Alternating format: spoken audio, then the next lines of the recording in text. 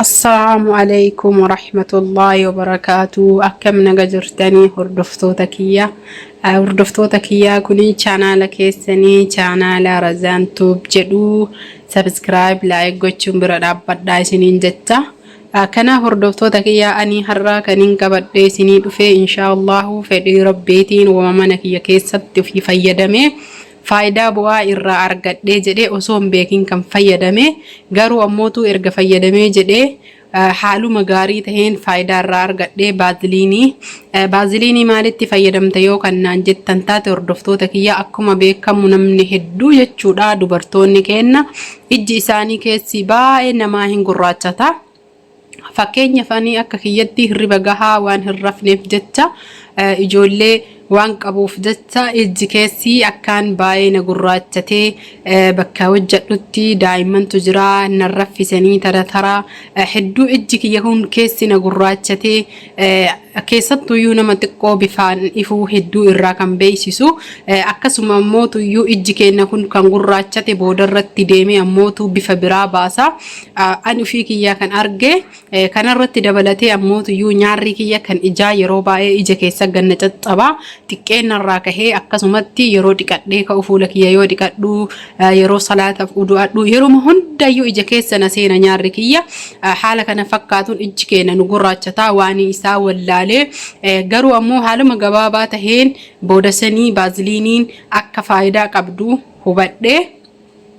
fakkeenya fi bakka kallattii afaanii kana bira afaan keenya yoo akka hidhiin nu goggoydee hidhii keenya dibannee jennu achumaan hidhii kana bakka san irraa kaka'ee jismii keenya kana nu diriirsee waan gaarii akkaan filatamaa taateef namni faayidaa isiin beekanii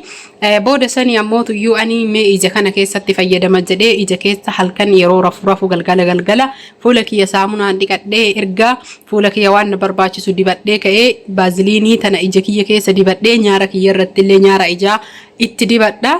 Ganama yoo ka'ee jedhamuutu haaluma salphaan saamunaan xiqqeessee ittiin guddisu saamunaa dhiqadha. Booda sanii akkasuma oduma fayyadamu wallaahi hordoftoota kiyya akkuma argitan naannoo afaanii kanneen guutuu isaatu hidhii qofa osoo hin tahin fuula keenya bakka yoo kolfin walitti nu caccabu kanallee akkaan diriirsiti akka gaariitti akkasumatti osoma dibadhu gaafa akkana ji'a gahee jedhee ka ija keessa na gurraachatu sun hin badee akkuma sarraa tahee ammootuyyuu narraa badee jennaaniin sirritti illee hin banne narraa hir'annaaniin baaziliinii kana itti dibuu dhiisee baaziliinii itti dibuu dhiisee akkuma duraa san hirriba haala sallaafaa taheen ka qajeelee hin rafne hirriba hir'ataa taheen qaama kiyyaa gahaa kan taheen rafuu hir'isee jennaaniin ammallee wanni sun naddeebi'ee akkasuma nyaarri na caccabulee naddeebi'ee garuu ammoo deebi'ee baaziliinii amma inumaayyuu baaziliinii ani dhabee jiraachuu hin danda'u deebi'ee ija kiyya keessa fayyadamee ija kiyya keessa illee akkasumatti narraa badee fuula kiyyaa wannaa fakkaate nyaarri kiyyallee ka dura na caccabu waan barbaadeen dhiqadhee haga barbaade wama barbaadeen yoo dhiqadhee jedhe alhamdulillah nyaarri kiyyallee caccabu iji keessa illee nan gurraachatu akkasuma ammoo tuyyuu hidhiin kiyya yeroo baay'ee yeroo hirriba gahaa rafne yeroo hir'inooyi qabaatan nama irra caalaa shamarran dubartoota hidhiin goggoydii yeroo ulfaa sukkaaran walitti maynee yoo hidhii keenyatti dibannee yeroo rafnu san fakkeenyaaf sukkaaran hirriba dura hidhii keenyatti riinee jechuu baaziliinii sukkaara walitti daballee hidhii keenyatti riinee daqiiqaa 5 hidhii keenya kana harkaan riinee booda sanii irraa xaraynee baaziliinii xiqqeessinee itti dibnee yoo kan rafnu taate akkaan hidhiin keenya ganama laafaadhaan goggoguu babbaqaqu sanirratti ammoo faayidaa biraa isaa hin beeytanii baaziliiniin lukaafis harkaafis wamammaraafuyyuu waa laaffisutti waa bareechisutti rifeensallee dabalatee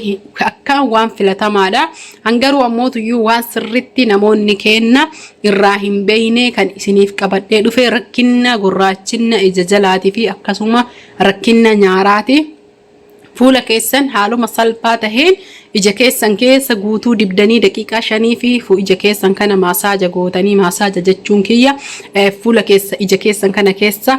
funyaanirraa gara achi kallachaatti achi sukkuumattanii suutan sirriitti osoo hin tahin haala laafaa taheen haala laafaan fuula keessanillee bakka afaanii kana akka xiyyaan amma isinitti mul'atu kanatti qubuma keessaniin xiqqeessisanii ol sukkuumtanii daqiiqaa 5 fi booda sanii ammoo tuyyuu nyaara keessanillee haaluma salphaa taheen dibattanii ittiin raftanii ganama ammoo tuyyuu yoo baatan saamunaa xiqqeessitanii ifittiin guddiftanii saamunaa ofirraa dhiitanii haaluma laafan haaluma salphaan hordoftoota kiyyaa baaziliiniin akka waan gaariidha. Ija keenya keessa haa fayyadamnu osoo addaan hin kutiin walitti dhaabnee ji'a tokkoof isiniin jedha. Kanaaf faayidaan baaziliinii xiqqaa miti kana jedhee xumuruu hin danda'u. Kanaaf waan xiqqoo viidiyoo xiqqoo qabadhee isiniif fide yaannaa dhufee jennaaniin hordoftoota kiyyaa hanga viidiyoo biraatiin walitti deebinutti horaa bulaa isiniin jecha subscribe like gochuun na bira dhaabbadha.